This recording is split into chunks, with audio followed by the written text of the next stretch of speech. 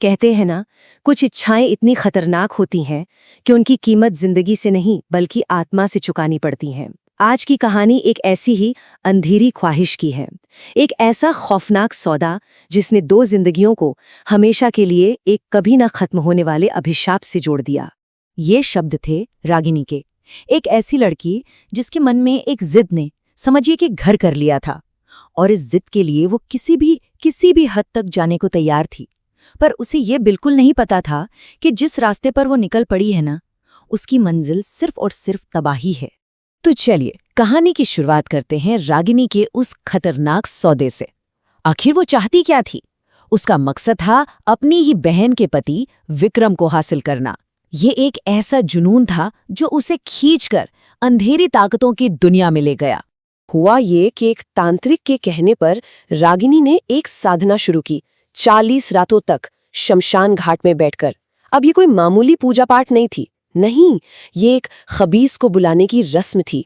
एक ऐसी शैतानी ताकत जो आपकी इच्छा को पूरी कर देगी, लेकिन बदले में जो कीमत वसूलेगी ना, वो आप सोच भी नहीं सकते। भयानक कीमत।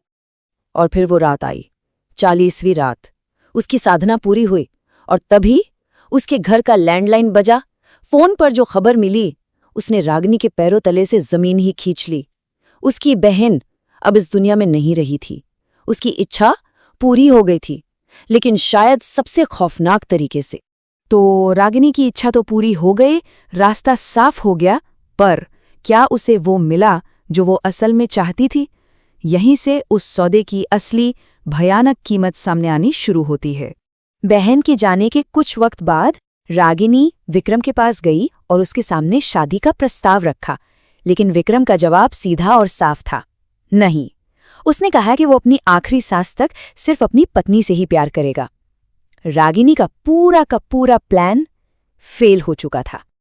अब सोचिए रागिनी का हाल। गुस्से और हताशा में वो वापस उसी तांत्रिक के पास भागी और वहां जाकर वो चीखी, उसके लिए मैंने अपनी बहन की भी बलि दे दी। और बस यहीं पर वो भयानक सच सामने आ गया जो अब तक छिपा हुआ था। अपनी जिद पूरी करने के लिए उसने उस खबीस को अपनी ही सगी बहन की बलि चढ़ा दी थी। पर कहानी का सबसे डरावना हिस्सा तो अब शुरू होना था। तांत्रिक ने जो बताया वो रागिनी के होश उड़ाने के लिए काफी था। उसने कहा, उसने तेरी एक ख्वाहिश पूरी कर दी, अब वो तेरे जरिए अपनी सारी ख्वाहिशें पूरी करेगा। मतलब रागिनी विक्रम को पाना चाहती थी, लेकिन अब वो खबीस रागिनी को पाना चाहता था, हमेशा के लिए। सौदा पलट चुका था। इसके बाद जो 6 महीने बीते वो रागिनी के लिए जीते जी नर्क थे। हर रात वो शैतानी ताकत उसे तड़पाती, उसे नोचती, उसके शरीर पर जख्मों के निशान छोड़ जाती। धीरे धीरे उसका शरीर सूखकर हड्डियों का ढांचा बन गया, आंखों के नीचे गहरे काले गड्ढे पड़ गए और उसका दिमागी संतुलन वो भी पूरी तरह से बिगड़ गया। इस रोज रोज के दर्द और तड़प से तंग आकर एक दिन रागिनी ने फांसी लगाकर अपनी जान दे दी। शायद उसे लगा होगा कि मौत उसे इस शैतान से आज़ादी दिला देगी, पर वो एक बात भूल गई थी। अपनी बहन की बलि देकर उसने अपनी मुक्ति के सारे रास्ते खुद ही बंद कर दिए थे। मरने के बाद भी उसकी आत्मा हमेशा हमेशा के लिए उस खबीस की गुलाम बनकर रह गई। रागिनी की कहानी तो खत्म हो गई, लेकिन ये अभिशाप नहीं। 3 साल बाद कहानी एक नया मोड़ लेती है। सीन में एंट्री होती है एक नए किरदार की, सुनीता। एक ऐसी औरत जो इस सबसे बिल्कुल अनजान थी और अनजाने में ही उसी खौफनाक अभिशाप का अगला शिकार बनने वाली थी।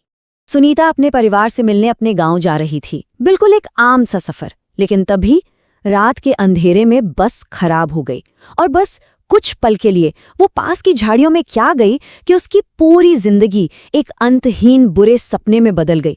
जब वो लौट कर आई तो वो पहले वाली सुनीता नहीं थी। कुछ दिन बाद जब उसका पति राजेश उससे मिलने गांव पहुंचा तो सुनीता को देखकर उसके होश उड़ गए। बाल बिखरे हुए, शरीर पर अजीब से घाव, और सबसे डरावनी बात, उसकी आवाज़। वो एक मर्द की भारी खौफनाक आवाज़ में बात कर रही थी और उसने राजेश को धमकी दी, जाओ यहां से, नहीं तो मैं सबको मार दूंगी। अब इस मुश्किल घड़ी में कहानी में एक और तांत्रिक की एंट्री होती है। एक ऐसा शख्स जो शायद इस रहस्य से पर्दा उठा सकता है। अब हमें पता चलेगा कि आखिर ये बला है क्या जिसने 2 अलग-अलग औरतों की जिंदगी को इस तरह तबाह कर दिया। परेशान होकर राजेश ने तांत्रिक से वही सवाल पूछा जो शायद अब हम सबके मन में है। ये खबीस आखिर होता क्या है? ये कौन सी ताकत है जो इंसानों को इस बेरहमी से अपना शिकार बनाती है? तब तांत्रिक ने समझाया। उसने बताया कि खबीस एक शैतानी ताकत है जो इंसानों पर कब्जा करती है। इसके 2 प्रकार होते हैं। कुछ तो वो जिन्हें कोई अपनी इच्छा पूरी करने के लिए बुलाता है और वो बदले में अपनी कीमत वसूलते हैं, और दूसरे वो जो सिर्फ अपनी हवस मिटाने के लिए खुद ही शिकार की तलाश में घूमते हैं। और यहीं आकर ये दोनों कहानियां आपस में जुड़ जाती हैं। रागिनी वो पहले टाइप के खबीस का शिकार बनी थी, उसने सौदा किया था, और सुनीता वो बेचारी तो बस गलत समय पर गलत जगह पर थी। वो दूसरे टाइप के खबीस, एक शिकारी के हत्थे चढ़ गई थी। तो ठीक है, अब ये तो पता चल गया कि दुश्मन कौन है, पर सवाल ये है कि क्या सुनीता को बचाया जा सकता है? कहानी का अंत अब एक ऐसे मोड़ पर आ खड़ा हुआ है जहां एक बहुत ही मुश्किल और दर्दनाक फैसला लेना बाकी है। तांत्रिक ने एक और बुरी खबर सुनाई। उसने बताया कि उस खबीस ने सुनीता के शरीर के साथ एक शारीरिक संबंध बना लिया है। इसका सीधा सा मतलब ये था कि अब वो सुनीता के जिस्म पर पूरी तरह से काबिज हो चुका है। दोनों का वजूद एक दूसरे से जुड़ चुका है। तांत्रिक ने साफ साफ कह दिया कि अब कोई रास्ता नहीं बचा है। उसने कहा, अगर मैंने इस खबीस को मारने की कोशिश की तो सुनीता भी मर जाएगी। सोचिए राजेश पर क्या बीती होगी। उसके सामने एक ऐसा सच था जिसे मानना नामुमकिन था। तांत्रिक ने राजेश के सामने एक दिल दहला देने वाला सच रखा। उसने समझाया कि ये खबीस अपनी हवस पूरी करने के बाद सुनीता को बहुत बेरहमी से मार डालेगा, और फिर वो किसी और बेगुनाह को अपना शिकार बनाएगा। मतलब उसे रोकने का मतलब था सुनीता को मारना, और उसे न रोकने का मतलब था सुनीता को और तड़पते हुए देखना और फिर किसी और की मौत का इंतजार करना। सुनीता की आत्मा को बचाने का सिर्फ एक ही रास्ता बचा था, एक दर्दनाक रास्ता, कि उसे अभी इसी वक्त उस शैतान के साथ ही खत्म कर दिया जाए।